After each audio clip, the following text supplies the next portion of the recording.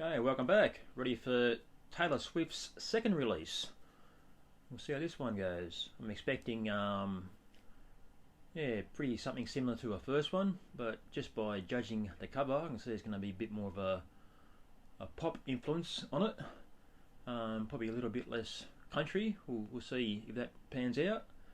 As you can see from my shirt, the music I'm into is probably the complete opposite of this type of music. But I'm pretty much open to pretty much anything. So I'm going to give it a review, honest opinion, and if there's something that reminds me of something that I like, I'm going to play that album straight after it, and we're going to, well, not so much compare the two, but just see how much they differ, I suppose, and then hopefully people that follow Taylor Swift can get into those albums.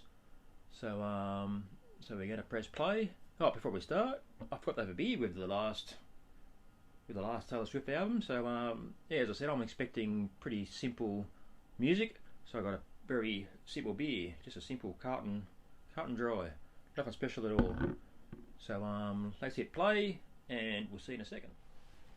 Well, there we go. We got through it. It's a very long album. This one. This is the Platinum edition. So there's probably a few extra songs on there. I didn't go through all the extra bonus tracks or whatever and video songs, but it's still a very long album to get through.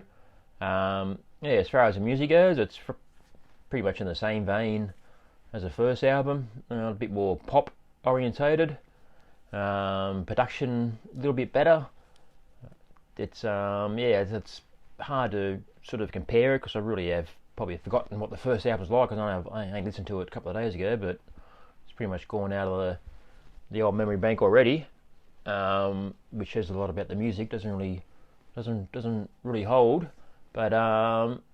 But as far as the actual music's pretty good. Same sort of thing, lots of different instruments being played. You can tell she's got some quality musicians on this album. It's still much better than her latest album. Now I should point out too, which I didn't point out on her first album, is there's no bad language involved at all, which is a pleasant surprise. But I must say, it is much easier to listen to when you've got a good hi-fi system. If I was just listening to this in the car or, just in the sort of background, I would get bored very easily, I would think. Of course, a lot of songs are pretty much the same. So as you can see, I've got some, pretty good speakers set up with some Magnipan speakers, if you're sort of into that sort of thing. They're some of the best speakers in the world, so that does make it a bit easier to listen to.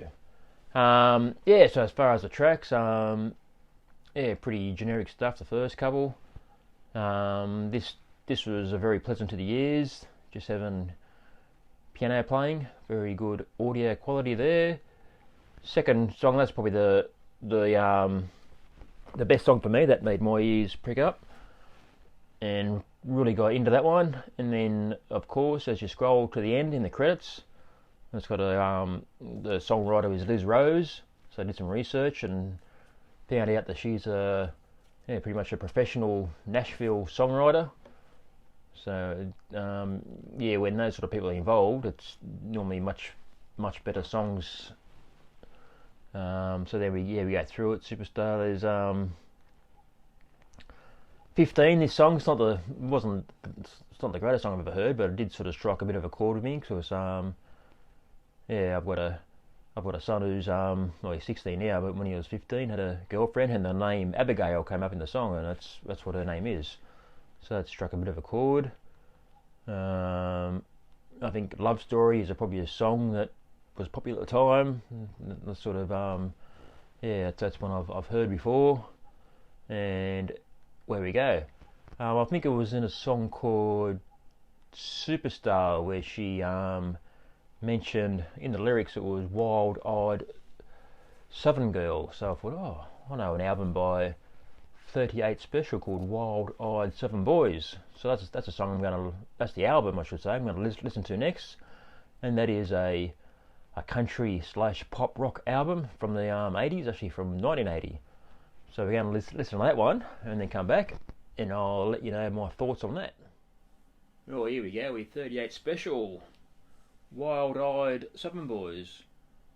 I'm sure you can see, I've got my lights on here so it's a bit hard to see, but the album cover's definitely better than Taylor Swift's.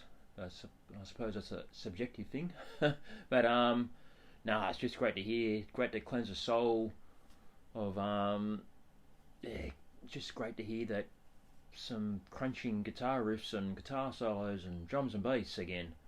So yeah, no, definitely you can see what way I'm leaning as far as comparing the two albums. Um, Now, when I say, going back to the Taylor Swift album, when I sort of say that here are best songs written by someone else, that's no knock on her whatsoever, because even back here in 1980, the two best songs, I'll just go out of that and get all the song titles up.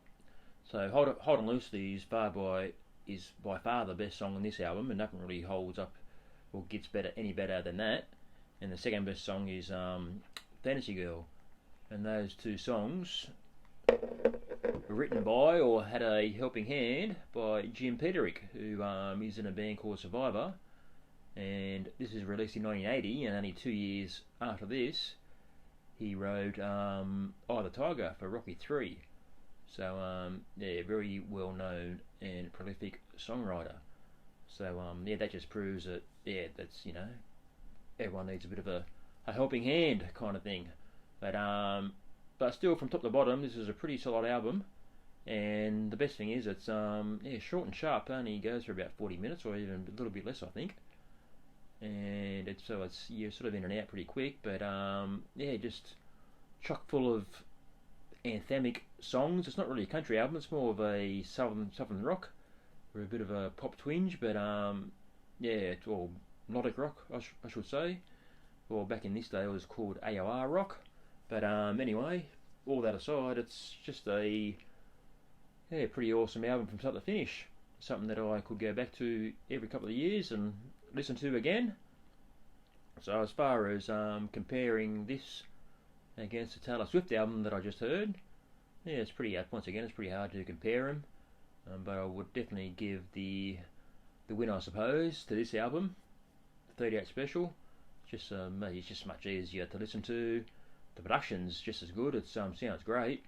And the first song, Hold On Loosely, is actually in Dolby Atmos. So when that came on, I didn't realise it was in Dolby Atmos. Then I just heard the big, massive, spatial surround all around me.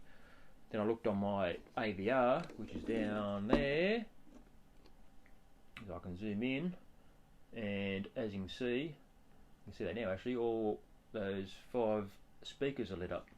So that means it's all in Dolby Atmos. But then, unfortunately, the rest of the album isn't. It goes back to stereo, but it still sounds pretty good. So so we're up to the second album in the Taylor Swift catalogue. So we're going to get through them all, and I'm going to compare them to another album that I know, and we'll see what comes in on top. So thanks for watching. Please subscribe, and we'll catch you later. Out. Bye.